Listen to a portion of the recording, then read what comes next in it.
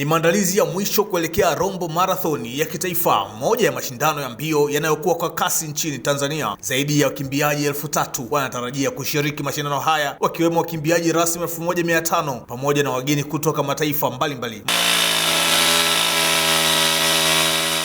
Mkuu wa wilaya ya Rombo, Raymond Mangwala, amesema maandalizi yamefika hatua nzuri baada ya kukagua miundombinu itakayotumika kwenye mbio hizo, ikiwemo njia za wakimbiaji, viwanja vya kuanzia na kumalizia, pamoja na ujenzi wa vyoo vya kisasa. Rombo Marathon ya mwaka huu ni ya tofauti. Utofauti wake haitakuwa Rombo Marathon ya siku moja. Itakuwa ni Rombo Marathon na Ndafu Festival ambayo inabeba siku 3. Siku ya kwanza itakuwa ni siku ambayo tunaita before party. Before party tumeshaandaa. Kutakuwa kuna matenti, kuna eneo la vinywaji, kuna eneo la ndafu, kuna eneo la nyama choma, ambayo hiyo usiku watu watakaa, wataifahamu Rombo na wataelewa kwa kupitia siku hiyo. Kwa hiyo kwa watu ambao wanakuja katika msimu wa mwisho wa mwaka ambapo tunaelekea mwaka mpya, tumekutana na mambo mengi sana. Maana yake ni sehemu pekee ya kuja kupumzika, kwa sababu unaweza ukaja na familia yako. Tumeandaa matenti ambayo ya watu wa kawaida ambao hao wataenda kukaa kwenye hayo, lakini kuna matenti mengine ni ya VIP na wenyewe watapumzika katika eneo hilo.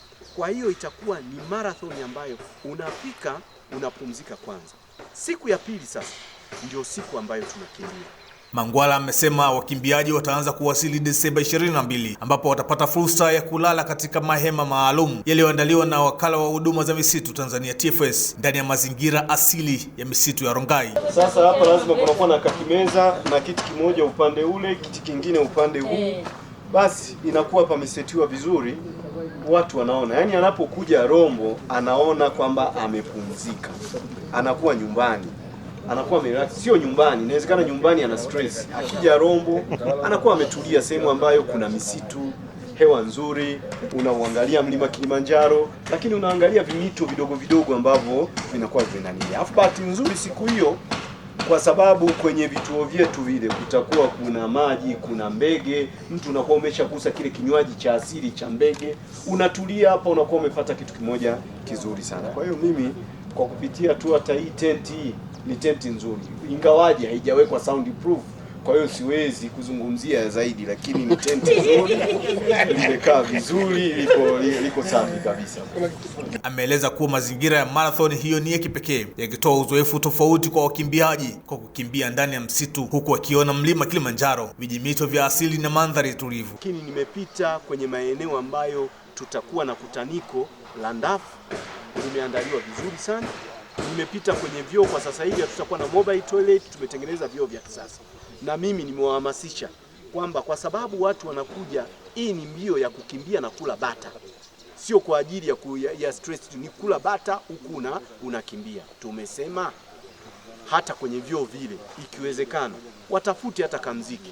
Mtu anavyoingia chooni anapata kaburudani taratibu. Akitoka nje anakutana na ndafu, akitoka huku anakutana na msitu. Kila sehemu anayokutana nayo anatakiwa awe ameondoa stress kwa namna ya pekee. Kwa upande wao, waandaaji wameendelea kuhamasisha Watanzania kujitokeza kwa wingi, wakisema usajili unaendelea kwa kasi katika vituo mbalimbali ikiwemo Moshi, Arusha na Dar es Salaam. Vituo vyetu vinaendelea na usajili, kwa hiyo ninawaomba sana washiriki, kama unawaza kuja Rombo Marathon, kimbia kajisajili. Kama hujajisajili, jipige kifua, jiambie muda unaenda. Utakuja kujilaumu kuikosa Rombo Marathon ambayo inaenda kusimamisha Tanzania yetu. Mbio za Rombo Marathon zitafanyika Desemba 23, huku mgeni rasmi akitarajiwa kuwa mkuu wa mkoa wa Kilimanjaro Nordin Babu. Siku moja baadaye, washiriki na wageni wataungana katika zoezi la upandaji miti zaidi ya 10,000 kama sehemu ya uhifadhi wa mazingira ya mlima Kilimanjaro. Mimi ni Dickson Busagaga na hii ni Sports Extra ya Clouds FM.